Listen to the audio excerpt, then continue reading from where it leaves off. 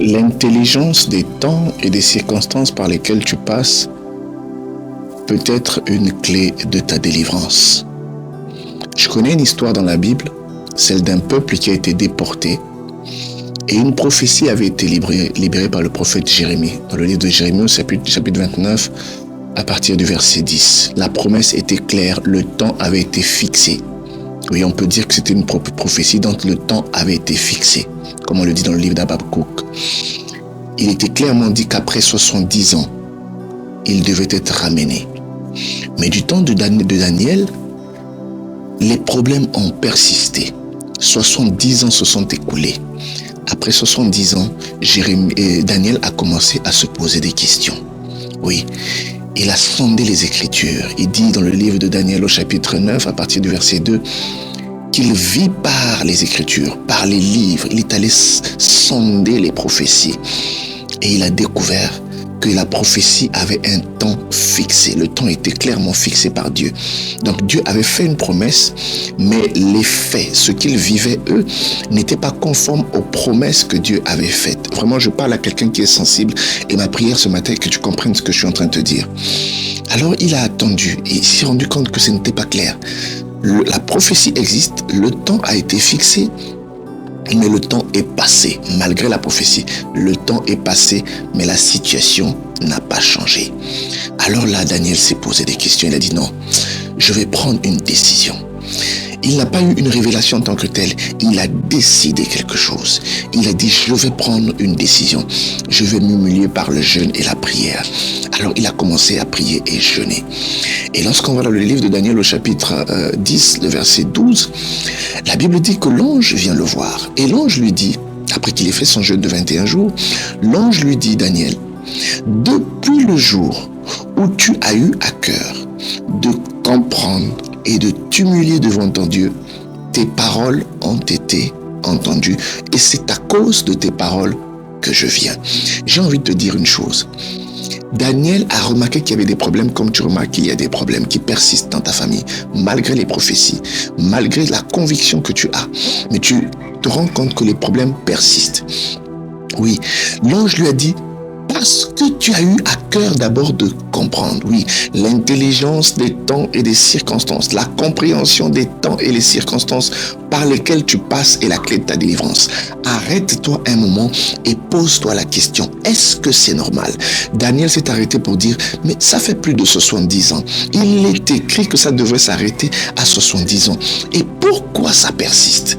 Alors il s'est posé des questions à partir du moment où il a eu à cœur de comprendre d'abord. Lorsqu'il a compris et qu'il s'est humilié, ses paroles ont été entendues. Alors ma question c'est, est-ce que tu as compris ce qui se passe autour de tes problèmes? Est-ce que tu te poses quand même des questions? Est-ce que cette maladie est normale? Que ton père ait souffert de la même maladie, ton grand-père de la même maladie, et aujourd'hui toi aussi, maintenant 3 générations, la même maladie est là. Oui, on va dire, ça s'explique, c'est congénital, on va s'expliquer, c'est héréditaire, ok. Mais est-ce que tu as eu à cœur de comprendre que ce n'est pas normal? Parce que la Bible dit clairement que désormais on ne dira plus que les parents mangeaient des raisins amers et les dents des enfants ont été agacés. Mais pourquoi tes dents à toi sont agacées à cause des raisins que les parents ont mangés? Pose-toi des questions. Daniel s'est posé des questions. Et le jour où il a commencé à comprendre, la Bible dit, depuis le jour où tu as eu à cœur de comprendre et de t'humilier, tes paroles ont été entendues. Oui, il faut que tu comprennes d'abord. Avant le jeûne, avant la prière, avant tout ce que tu veux faire comme sacrifice, il faut que tu comprennes que ça, ce n'est pas normal. Lorsque tu auras à cœur de comprendre, tes paroles vont être entendues quand tu vas être prié. Quand tu vas prier, tes paroles vont être entendues. Quand tu vas te consacrer pour prier pour un sujet, tes paroles vont être entendues. Oui, parce que l'ange n'a pas dit que Daniel, après 21 jours, tes paroles ont été entendues. L'ange n'a pas dit que Daniel, après ton jeûne, tes paroles ont été entendues. Tes paroles ont été entendues le jour où tu as eu la révélation, le jour où tu as compris que ce n'est pas normal et que la situation devait changer. Oui, ma prière, c'est de t'inviter ce matin. Regarde autour de toi, regarde la situation de tes enfants. Est-ce que c'est normal? Regarde la situation des études de tes enfants. Regarde ta santé. Est-ce que c'est normal? Pourquoi il faut que ce soit toi seulement qui sois malade maintenant là? Pose-toi un peu la question. Pourquoi? Est-ce que c'est normal que les problèmes qu'ont connus tes parents soient exactement ceux par lesquels tu es en train de passer? Des situations que tu n'arrives pas à expliquer. Tu n'es pas sorcier, ta femme n'est pas sorcière, mais tes enfants deviennent des sorciers. Est-ce que tu ne peux pas te poser des questions? Il faut que tu arrives à comprendre que tu es, comme les fils d'Issachar, l'intelligence des temps. Il faut que tu arrives à comprendre qu'est-ce qui se passe. Je suis dans quelle période de ma vie? Je suis dans quelle saison? Oui, parce qu'il y a des saisons. Pose-toi la question. Pourquoi c'est toi qui arrives à cette famille à ce moment-ci? Pose-toi vraiment la question. Oh, je me souviens de ces textes dans la Bible où on voit un prophète arriver et on lui dit, mais Samuel, ta présence annonce tel quelque chose. J'ai envie de te dire, tu es une étoile. Et l'étoile dans la Bible, les étoiles, la Bible dit, ils ont été placés dans le ciel pour marquer les temps et les saisons. Oui, même si un temps de malédiction a commencé dans ta famille, ton arrivée à toi seul détermine une autre saison.